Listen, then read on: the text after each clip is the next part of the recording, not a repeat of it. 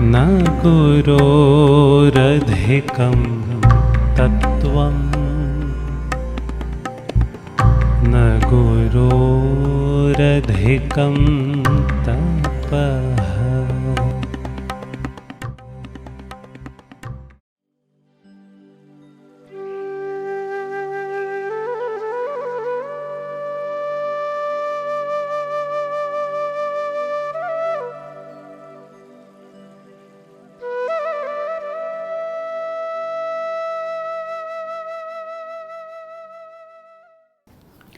Om Amriteshwariye Namaha. A hearty welcome to all of you to Amrita Vaibhavam. Amrita Vaibhavam is a series of episodes by Swamijis, Swaminis, Brahmacharis, Brahmacharinis and the Grihastha devotees and children of Amma. Here, these episodes are based on Shastras, Puranas and the teachings of Amma. As per the ancient system of education in India, the Gurukula system, the Gurukula Sampradaya, the master used to pick up brilliant students from the class and ask them to repeat or certain questions to repeat on various topics that has been taught in those sessions. So this was intended to enable the other students to learn from these brilliant students. Similar way, our Amma, the greatest master, the master of masters, also make us or all of us to repeat certain things or to answer certain questions in Amma's various sessions. So no one can escape from that. Amma makes us study as well as present what we have actually understood from various scriptures as well as from Amma's teachings. So once again, I welcome all of you to this episode. Om Amriteshwariye Namaha. Om Amriteshwariye Namaha. Today's topic will be on Avatar. Our Puja Swamiji Swami Amritageetananda Puri ji will be talking on this topic. On the occasion of our beloved Amma's 70th birthday, we consider Amma as a divine incarnation of the Supreme Being. Followed by Swamiji's talk, Kumari Aishwarya Suresh will continue to talk on this topic. Om Amriteshwariye Namaha.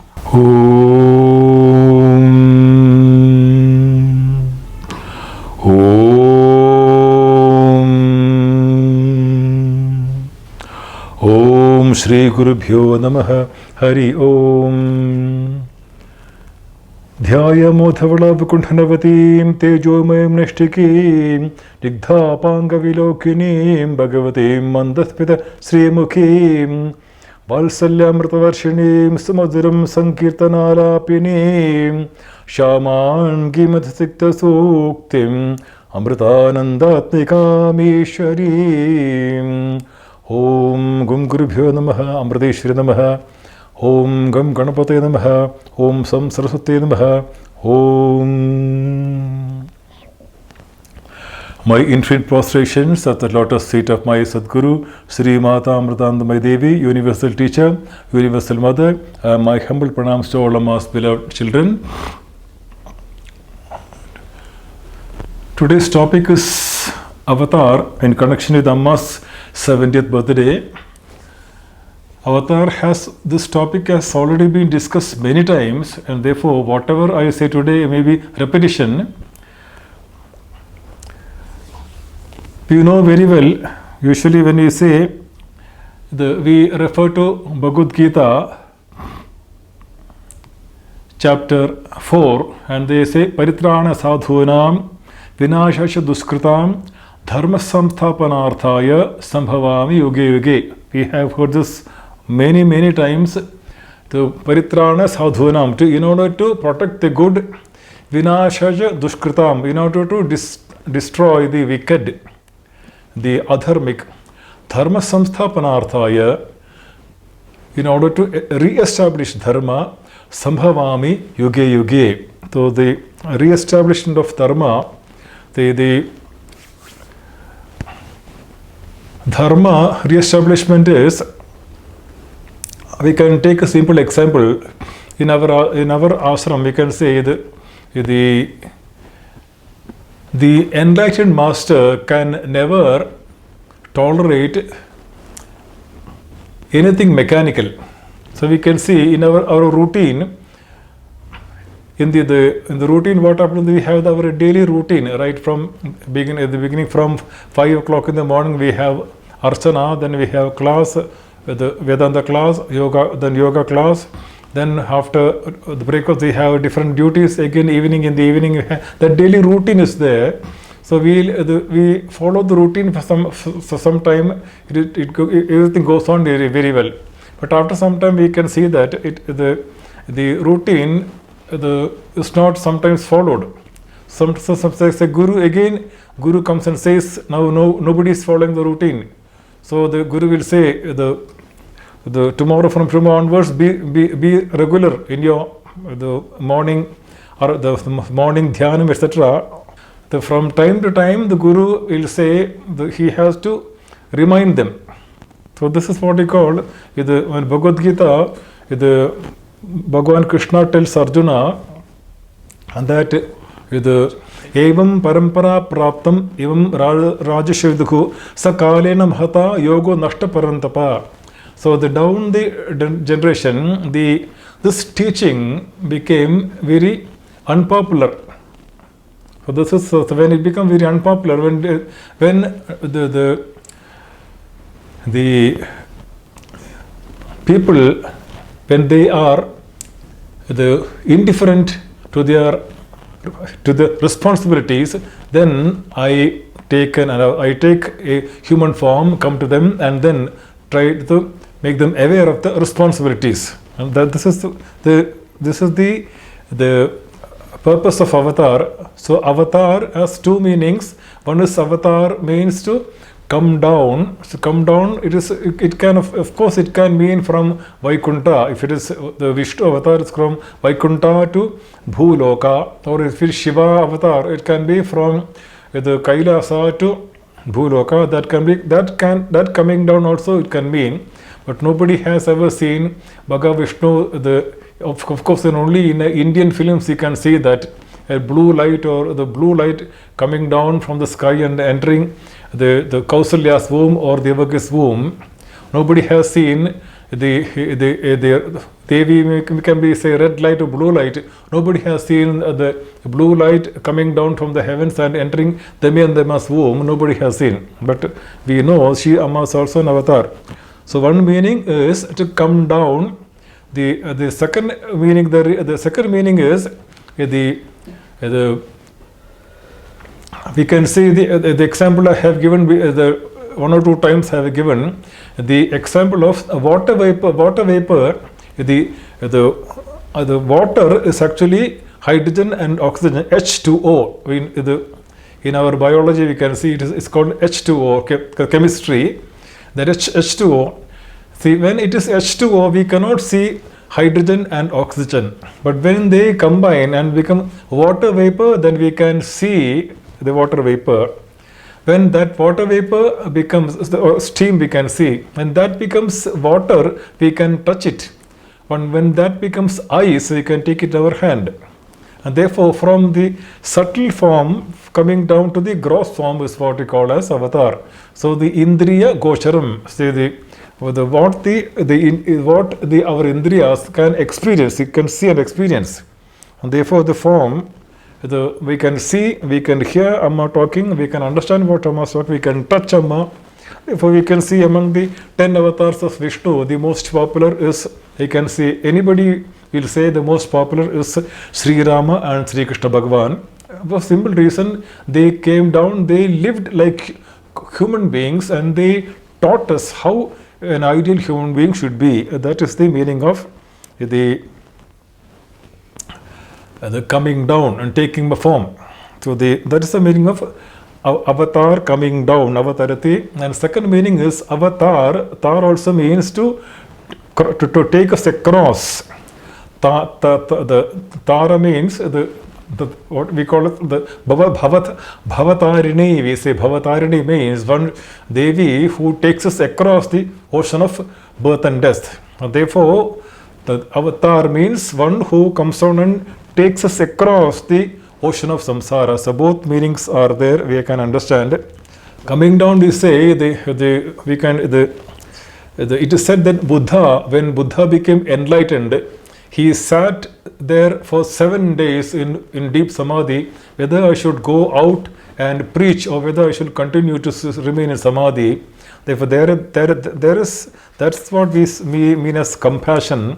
Compassion is the coming down from the divine level to the mind level, and then the mind level and they are in touch with the human beings. They can interact with human beings, and then by their speech and by their life, they will lift the humanity to divine level. That is the meaning actually. Amma gives a very beautiful example. Amma says a piece of wood floating on the water, a plank for example, it is floating on the water, it can only float. We push it down in the water, it will go down, but when we release, it will again come up. Push it down again, it will go down. The moment you release, it will come up and float again. So that is the nature of, that is the example Amma has used. The nature of the enlightened person, they are always in that samadhi, they don't want to come down. So just as Amma says example, a person who does not know swimming, even he gets in the water, he will sink. Whereas a person who knows swimming very well, when he jumps, he will always float. It is difficult for him to sink. That's the difference. And in the same way, we human beings, when we get into this ocean of samsara, we sink. Whereas the divine beings like Amma, enlightened masters like Amma, avatars, Sadgurus like Amma, they are always in that higher state. They know only to float. For them, it is difficult to come down to our mind level. That is why you can say Avadutas, or they prefer to be in that highest state of samadhi. So when we go to them, they give two examples. They say Vachakaha and the Mauni. Vachaka Guru and Mauni Guru. The Vachaka Guru is one who can talk to you. They have learned scriptures, or even by the practical examples, they can lift us. It is not necessary that we always quote the scriptures. So that is called a Vachaka Guru. I can give you a simple example. So a devotee once went to his guru with his friend, and the devotee told his guru, "Oh Gurudev, my friend, this person, he is a miser. He does not spend at all. So please advise him." So the guru gave a simple example. And the guru said, "What do you call a fist which is always closed? What do you call a fist which is always closed? It is a kind of handicap. Is it not? A fist which never open, it's called a handicap. And another which is always open, which cannot close, what do you call it? That's another kind of handicap. So always permanently closed fist is a handicap. Which is always open, which cannot close, also is handicap. In the same way, a person who spends too much is a person who cannot bend his fingers. And a person who does not spend at all is like a person who with closed fist who cannot open. Such a simple example the Guru gives. And therefore, we should know when it is necessary to keep the fingers palm open. We should know when we should close the fingers. That knowing that is how you should live. Where you should spend, you have to spend. And you should also know where I need not spend. That is the real. That is called the real human being. So they can say this is called a Vacha Guru. He need not. Like Amma has so many examples like that. So he need not necessarily speak the Vedas, etc. But usually they quote the Vedas and give examples also. That is a method of teaching. That's called Vachaka Guru. And other is called Mauni Guru. Mauni means a person who can speak but who prefers to speak, keep silent. Like Saturday, example on Saturday, I am observing Mauna Vratam. So I can speak but I choose to keep silent. It does not say Muka. Muka means one who is dumb. Therefore, an Avaduta is a Mauni Guru. He prefers to keep silent. Is always in that state of Samadhi. And so the Vacha Guru and Mauni Guru both are there. So they say that it is difficult for when they are always in that state. Even it is difficult for them to come down to the human level, mental level, and interact with the people. That's what we call as compassion. That coming down from that Nirvikalpa Samadhi to come down, and then at mental level, and then speak, and then uplift the present generation. So and at the same time, Amma says, let us not belittle the Avadutas. Amma says there are so many Avadutas in this country sitting silently, and with that their powerful thoughts. When we chant Lokaha Samasta Sukuna Bhuntu, it's chant mechanically. Whereas when Amma says Loka Samasta, every cell of her being, it says Loka Samasta Sukuna Bhuntu. That powerful feeling, that is what the Amma says. In this world, calamity is minimum because they are silently sitting in. There are many Avadutas sitting silently in many places, and because of their sankalpa, the turbulence in this country, the violence in this country is minimum. That's what we have to understand. Therefore, both Avadutas, they have their own place, and the Vachaka also, they have their own place. Usually, when Avadutas, when you go for worldly desire, Bhartrahari is the best example, or the Dattatreya Swami. Dattatreya Swami is the best example. He will pretend that people, when they come for worldly desires, he distract them and send them away. So he'll pretend, pretend. What he will do is, when these people come to him, what he will do is, he will get into the water and he will go under the water and stay there long time. Then slowly he will come up. Again people are waiting. He said, my God, what to do now? So again he'll go underwater, then come out with a bottle of liquor in one hand and an apsara in one hand. So then the people will say, oh, this person is not the sannyasi. So that they will go away. So this is how they will test us. Only one who has complete faith and surrender, only he will get this Atma-jnanam. So that is what he says. So Shruti says, and again, Amma says the very good example. Amma says, we have learned the theory. We have Vedanta classes, Bhagavad Gita classes, Purana, Bhagavatam, Ramayanam, Bhagavad Gita, etc. We have the theory. So the Shastras say that a state of mind is possible where even the most violent storm cannot shake the mind. The mind has become so calm that even any kind of physical pain or any kind of mental pain, he is very, very calm. So the Shastras say that. When Shastras say that, we ask the question: is it possible? Is it possible for a human being to be in that state? Yellabdva chaparam labham manjate nadikam tataha yasmin sthitona dukkhena guruna api vichalyate. Bhagavad Gita says, having gained that state, Yellabdva chaparam labham manyate nadikam tataha. Having gained that state, nothing more remains to be gained.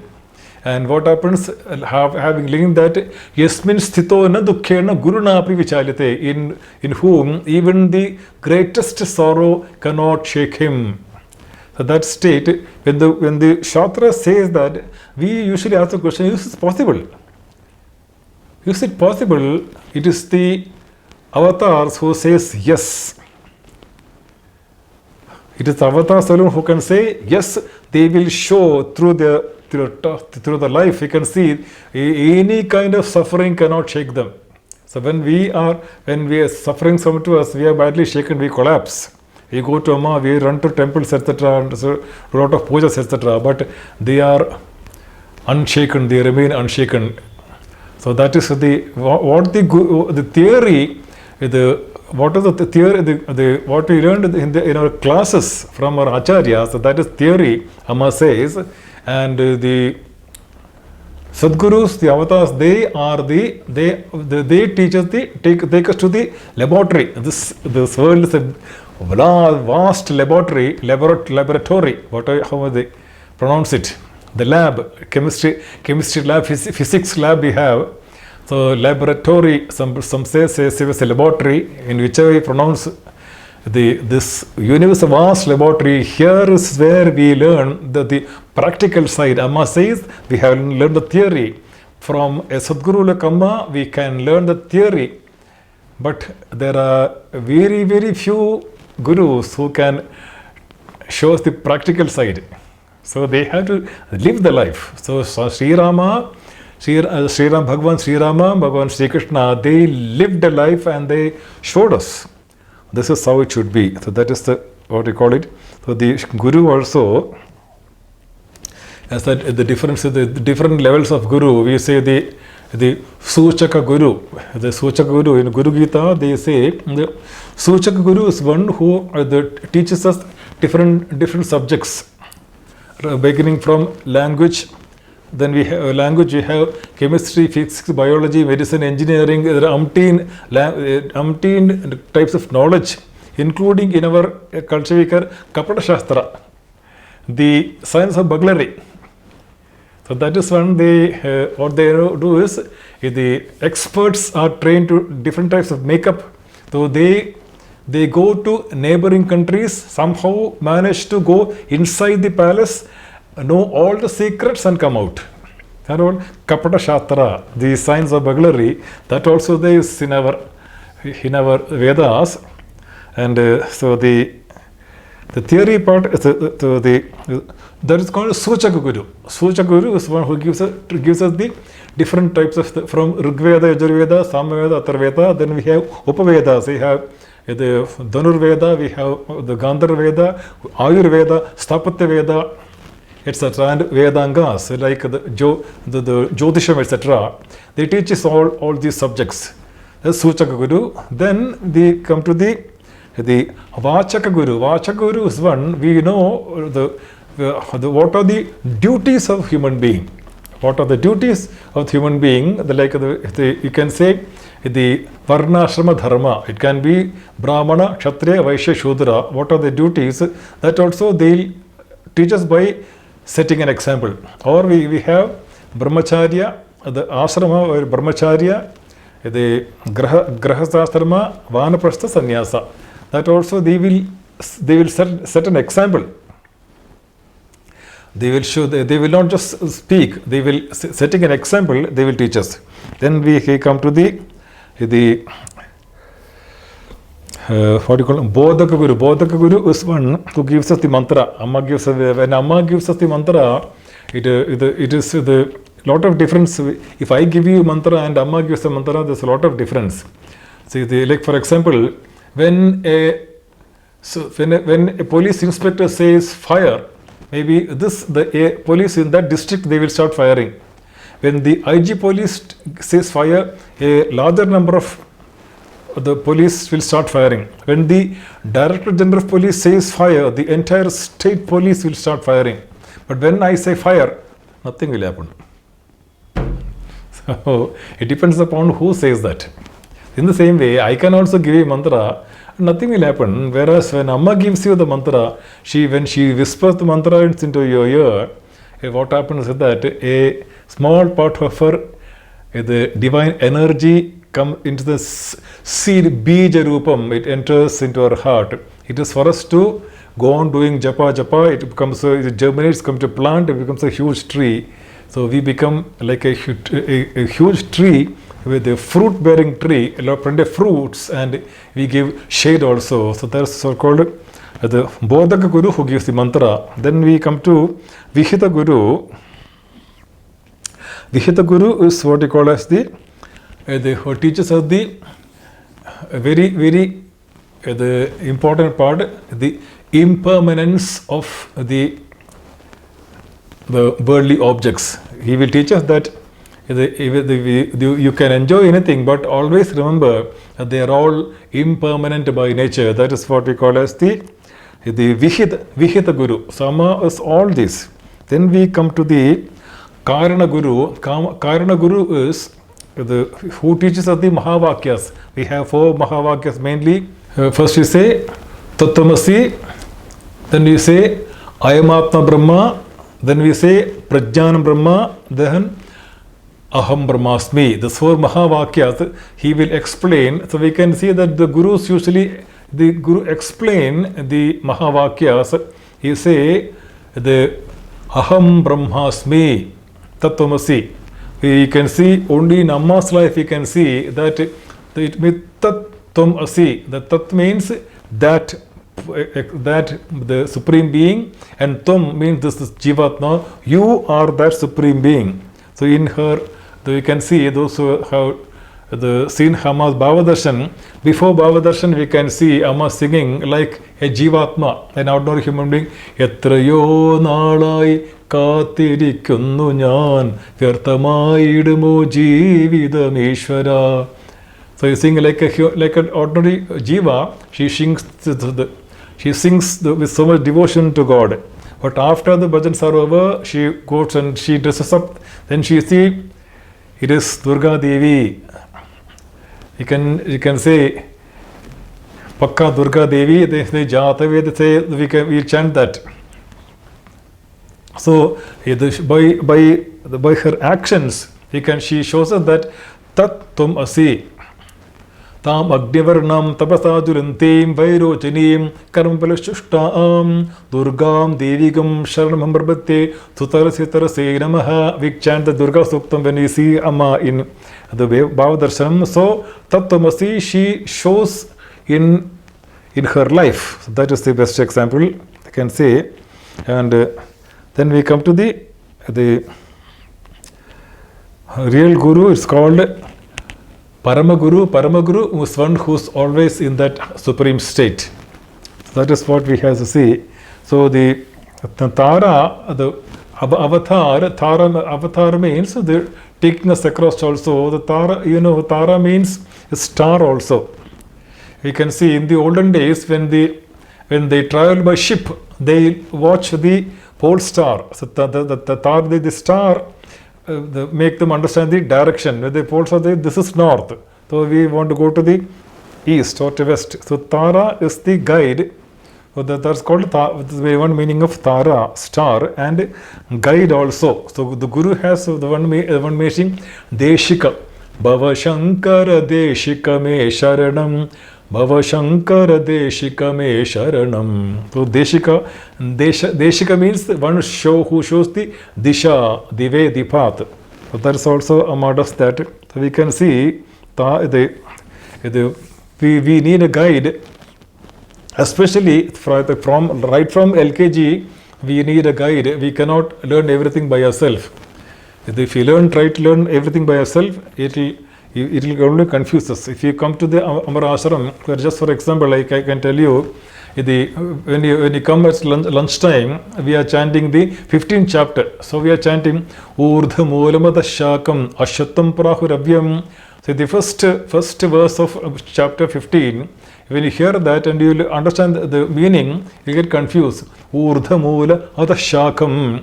So a tree where the roots are above and the branches below, we say how can that be? So you can see the Vachyartham is the literal meaning and the Lakshyartham is the implied meaning. You can say walking stick. Can a stick walk? A stick cannot walk. So we have to take the Vachyartham as absurd. The literal meaning is absurd. So a stick used by elderly person as a support, then that is called the implied meaning Lakshyartham. So only the Guru can, that's they say, never try to learn the Shastras by yourself, you will only get confused. So when you say Urdhamula Adashakam Ashyatam Praharavyam, it only means that for the root is above means God is one, he is the root, he is above. And then from him, Brahma, Vishnu, Sadashiva, from there different gods, and that from then human, all species, so the branches are below. Now it's clear because the Guru tells us that. So that is what we have to understand. So we can see there nowhere can you see such a Guru where in front of the Guru, for the Guru is a guide. Especially mainly for the to a certain extent we can study for ourselves, but we have so many doubts, so we have to go and ask our Guru. In front of Amma you can see especially in the Bhajan hall, you can see from LKG up to PhD. She is guiding everybody at the same time. So usually in the class, LKG, one class for LKG, then we have next class, we can first standard, second standard, we have different classes and different levels of teachers. But here what he sees, one teacher is teaching everybody at the same time, from LKG up to PhD. So that is the greatest our Sadguru. So we have to understand let us always remember the most important point is that in Avatar, the very controversial point is that we say that God is with form and God is without form. So we have in the last session we have already heard in detail we have heard that God is with form and God is without form. So that topic should be very, very clear to us. Avatar is one with form. From form, he will take us to form or the formless. Last time they gave the example of two examples. They gave the example of Ayyappa. When Ayyappa with form from Mandala Kalam, when it comes to Makara Velakku, when Ayyappa becomes the fire, he is formless. So beginning with form to formless we have seen. So that is Avatar. So again, Avatar will teach us. If we watch, nobody can say that. Only Amma can say that. My life is my message. Nobody can dare to say that. Watch me. My life is my message. And therefore, if you can look at her Amma's form, you can see that she is not just a physical body. She is completely detached from her body. She is totally the Paramatma inside. And therefore, form to formless. Second example they gave of the current example is Vinayaka Chaturthi. Vinayaka we worship for so many days and then we immerse that idol in the ocean. Ocean represents the infinite, the formless nature of God. So that is what you have see regarding Avatar. So let us pray to our Guru Amma to take us from her form to give us the clarity of mind, purity and clarity of mind, to understand her properly, to assimilate her teachings, practice in our day-to-day life, and let us be useful to the other citizens of our country and the whole world. And finally, let us merge in Amma's the divine feet. Om Amritageetananda Namaha. Om Loka Samasta Sukhuno Bhavantu. Loka Samasta Sukhuno Bhavantu. Loka Samasta Sukhuno Bhavantu. Om Shanti Shanti Shanti. Shri Guru Bhyo Namaha. Hari Om. Om Amritageetananda Namaha.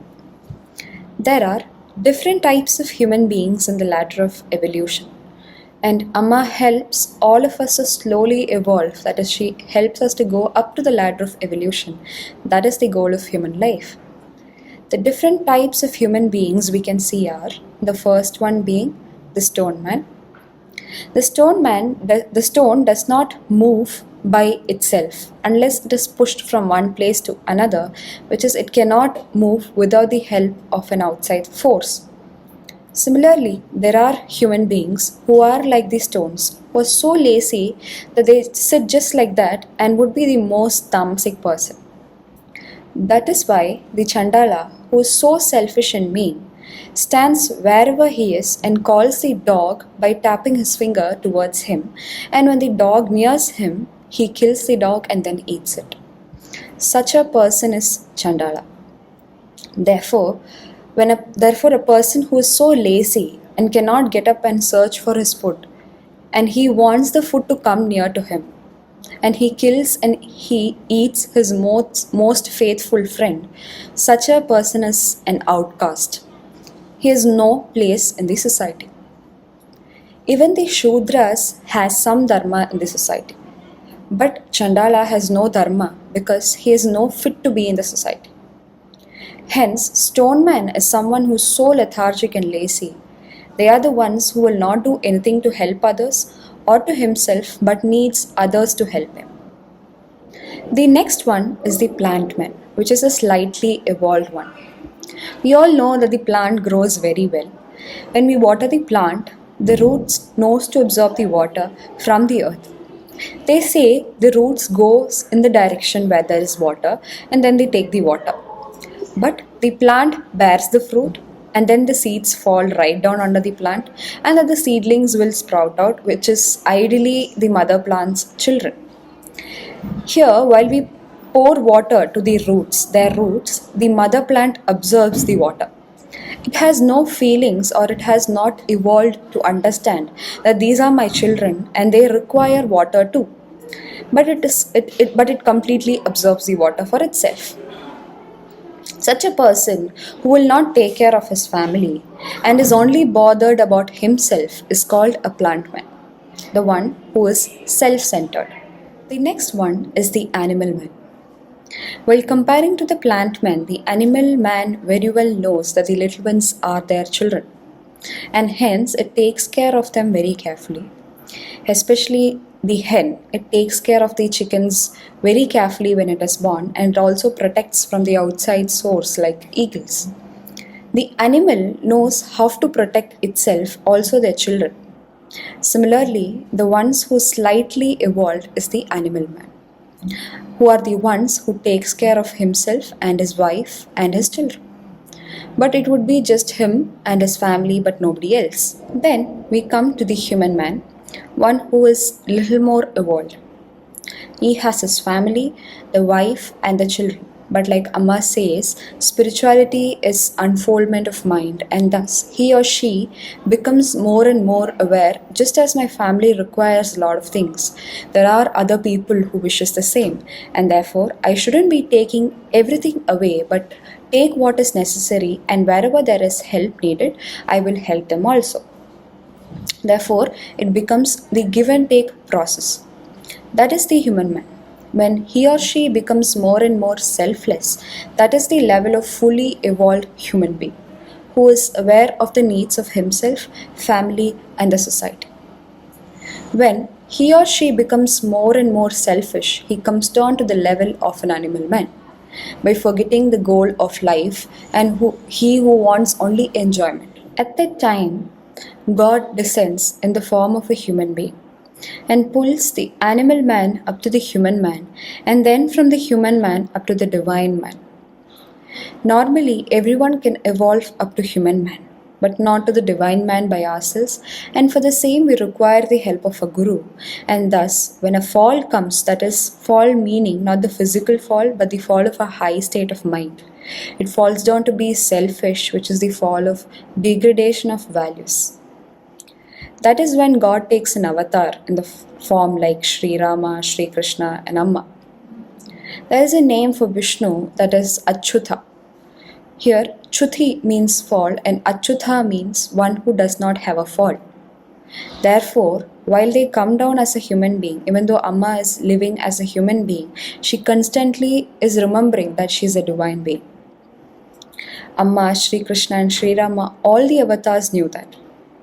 This is why we need an avatar who comes down to the level of human being to pull the animal man up to the human man, and from the human man he pulls up to the divine man, which is ultimately the goal of life. We are extremely lucky to get a Sadguru like Amma who has come to our rescue to lift us not just physically but mentally, intellectually and spiritually, and makes us realize that the goal of human life. She knows how to bring out the divinity and thus we gain freedom, enlightenment even while we are living in this life. Even while we are living in this body, we become totally free. We become totally enlightened. That is the need of a Guru. Om Amriteshwari Namah.